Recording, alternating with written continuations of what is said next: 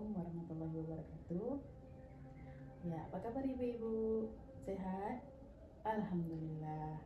Baik, untuk bulan ini kita kembali ke materi atau modul P2K2. Seperti biasa, sebelum kita memulai modul P2K2 kali ini tentang modul ekonomi, sebelumnya saya ingin ibu-ibu mengingat kembali. Ya, mengingat kembali bulan lalu kita membahas apa ibu-ibu? Iya benar, kita membahas tentang uh, cara menyusun anggaran. Nah, jadi sesuaikan dengan pemasukan dan pengeluaran. Jadi ada berapa sistem untuk mengendalikan anggaran di dalam rumah tangga? Ada yang masih ingat? Ya benar ibu-ibu, ada dua. Yang pertama sistem amplop, yang kedua sistem catatan kas harian agar tidak apa? Ya benar, agar tidak menekan pengeluaran lebih banyak daripada pemasukan. Oke, ya ibu-ibu, baik, kita akan memulai dengan pembahasan modul ekonomi cermat meminjam dan menabung. Jadi kita akan membahas kali ini tentang sebelum meminjam.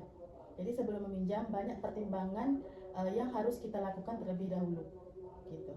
Jadi ibu-ibu pasti tidak asing dengan istilah gali lubang, tutup lubang, ya benar. Jadi di sini kita akan membahas sedikit tentang sebelum meminjam. Jadi ada beberapa pertimbangan ibu-ibu. Ibu-ibu bisa lihat sebelum kita meminjam ini untuk apa. Sekarang ini lebih banyak keinginan-keinginan yang harus kita penuhi. Nah, lebih banyak keinginan anak-anak pengen main, pengen beli ini, beli itu yang memang bukan menjadi kebutuhan. Baik, jadi yang pertama kita bahas tentang untuk apa kita meminjam.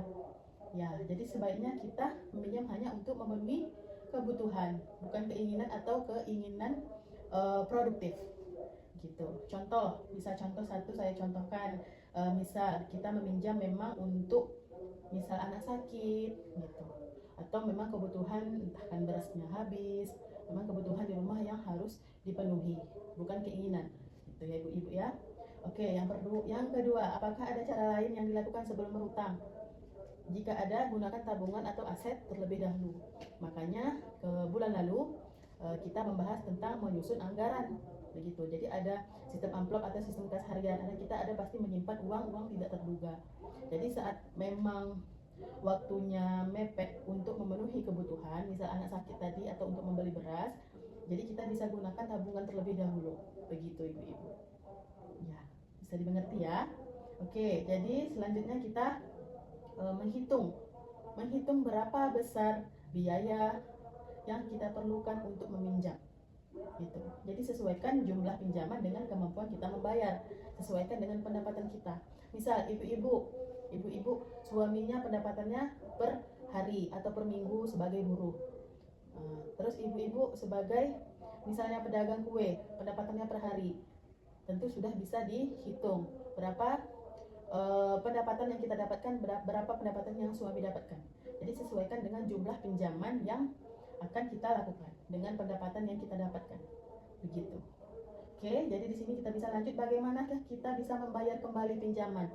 Nah, jadi sesuaikan waktu pengembalian pinjaman dengan pola pendapatan kita. Gitu. Jadi cari tempat pinjaman itu yang memang sesuai dengan perjanjian. Kalau memang misalnya kita pinjamnya untuk bayarnya per seminggu sekali, sesuaikan. Kita kan ibu misal pendapatannya per hari, jadi bisa uangnya dikumpul, disisihkan sedikit demi sedikit untuk membayar hutang yang kita pinjam seminggu sekali tadi. Begitu. Jadi jangan dipaksakan ya ibu, jangan dipaksakan meminjam lebih besar bayar pinjaman daripada pendapatan, lebih besar pasak daripada tiang. Benar. Jadi kemanakah kita dapat meminjam? Nah, jadi bandingkan tempat-tempat meminjam yang ada. Tempat meminjam dengan total pengembalian paling murah. Misalnya tadi dengan saudara mungkin, atau dengan desa gitu. Yang memang tempat pengembalian murah itu misalnya dengan bunga terendah. Atau kalau bisa nggak ada bunga ya alhamdulillah. Oke, baik ya ibu-ibu. Jadi ini adalah pembahasan kita hari ini tentang tadi meminjam, sebelum meminjam dan beberapa tempat meminjam. Jadi untuk hari ini ada beberapa hal penting, ya, hal penting yang ibu ingat, yang harus ibu ingat. Yang pertama itu mengapa perlu menabung. Nah, mengapa perlu menabung, dan hal-hal apa saja yang perlu dipertimbangkan sebelum berhutang atau sebelum meminjam gitu. Jadi ini setelah kita belajar tentang mengendalikan pengeluaran, mengelola cara mengelola hutang dan cara menabung. Lalu untuk bulan depan atau pertemuan kita selanjutnya, maka kita perlu tahu cara meningkatkan pendapatan. Jadi insya Allah dalam pertemuan selanjutnya kita akan lanjut membahas tentang cara meningkatkan pendapatan gitu ya ibu ya. Oke, jadi saya harap ibu-ibu tetap sehat, tetap semangat, sampai ketemu lagi di pertemuan selanjutnya. Oke, mohon maaf bila ada salah kata.